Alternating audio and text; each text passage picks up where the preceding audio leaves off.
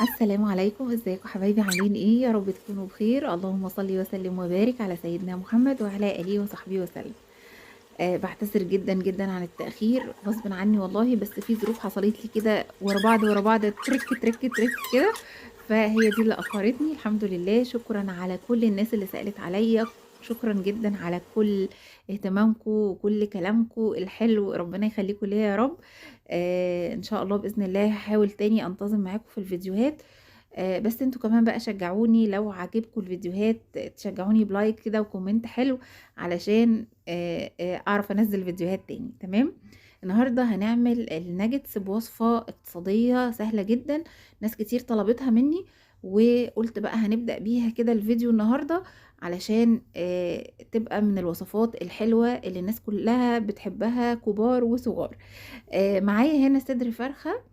الصدر ده مش مكمل نص كيلو، يعني كان 390 جرام.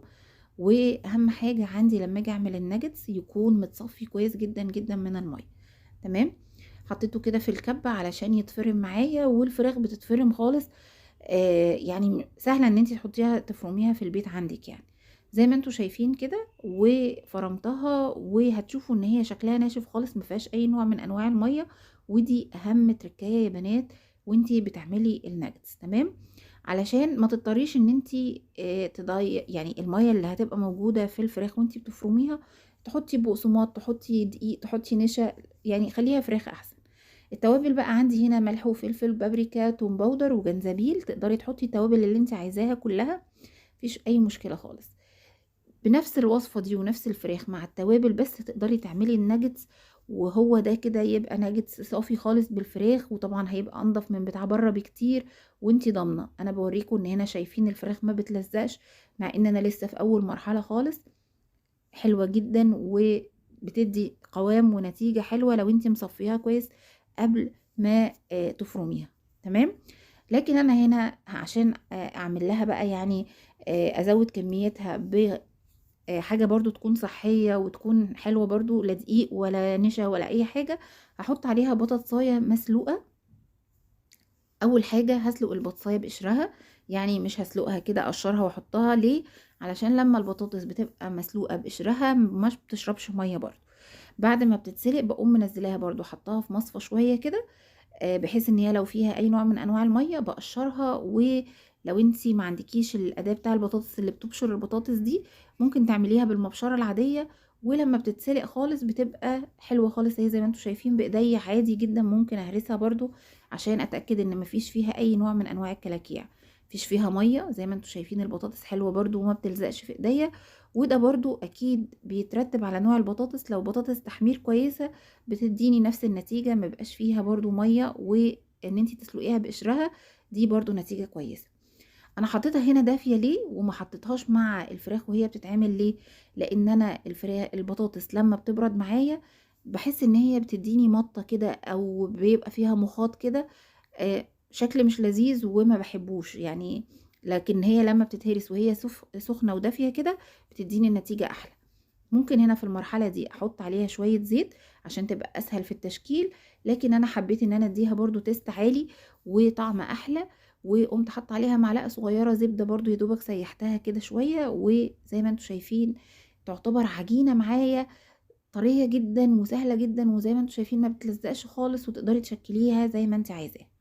تعالوا بقى نشوف المرحلة بتاعتنا اللي احنا هنشكل فيها الناجتس. بس قبل ما نشكل هحط الطبق ده معايا في التلاجة شوية علشان يسقع كده برضو ويديني نتيجة سهلة وسلسة وانا بشكل الناجتس. الناجتس تقدري تشكليه بأي طريقة. انا حطيت هنا زي ما انتوا شايفين كده كيس، فردته وحطيت عليه زيت برضو عشان يديني نتيجة سهلة، لان ناس كتير قوي بتشتكي من تشكيل الناجتس. فعلشان يبقى بيديكي طريقة كويسة وما يعني ما بيقطعش معاكي ولا بيلزق معاكي ولا اي حاجة. هطلع بقى كل اللي طلع معايا ده وهبططه بقى بالشكل ده. بصوا عندي كذا طريقة هوريها لكم ان انتوا تشكلوا بيها الناجتس. اول حاجة ان انتي لما بتشكليه انتي طبعا هتعملي بقى عليه كيس تاني علشان تفرديه كويس. تمام. وتبدأي تقطعيه. هنقطعه ازاي؟ يا اما هقطعه بقطعات علشان لو عندي اطفال بيحبوا الاشكال دي ويبقى زيه زي الاشكال اللي بتبقى بتتباع بره. انا قطعت عندي هنا بالقلب كده زي ما انتم شايفين، وهقطع برضو كمان النجمة. فهم دول الشكلين اللي انا قطعت بيهم، فدول حلوين قوي. عندك بقى اي اشكال تانية برضو مفيش اي مشكلة، مفيش اشكال، ممكن بالكوباية بغطا اي حاجة وتقطعي مدور، مفيش مشكلة. ما عندكيش خالص هتقطعي زي ما انت شايفة كده وتسويها من الجناب. وهنقطع بقى مربعات او مستطيلات زي ما انت عايزة بالظبط. شايفين الناجتس بتقطع معايا بسهولة ازاي وسهلة، ونتيجتها روعة بجد يا بنات. تمام. ما اتكلمتش معاكم بقى عن التوابل. التوابل اللي انا حطيتها دي بتديني نفس طعم الناجتس اللي انتوا بتاكلوه من بره، ويمكن احلى كمان. ولكن انا لما عملته في عندي ولاد ما بيحبوش الجنزبيل، طعم الجنزبيل في الفراخ. ممكن تحطي مرقة دجاج فورية، ممكن تحطي بهارات فراخ، التوابل اللي انت حباها حطيها. عايزة تحطي ملح وفلفل وبس حطي، يعني زي ما انت عايزة. هتديكي طعم الفراخ الحلوة العادية يعني. تمام. البطاطس ما بتبانش خالص خالص في طعم الفراخ على فكرة. بعد ما قطعتهم اهو حطيتهم برضو على كيس زي ما انتوا شايفين كده على صينية. هدخلهم الفريزر شوية او التلاجة زي ما انت عايزة قبل ما ابدأ اغطيهم. شكلت على ايديا اكن هي عجينة وشكلتها دواير. عملت شكل الدمعة المتعارف عليه بتاع الناجتس ده. قطعتها بالقطاعات، عملتها مستطيلات او مربعات زي ما انت عايزة. والتغطية هنا بقى معاكي بيض وبقسماط، بيض ودقيق وبقسماط. انا اخترت البقسماط الاصفر ده اللي هو بيبقى يعني خشن شوية مش ناعم قوي. تقدري تطحني كورن فليكس تحطيه عليها.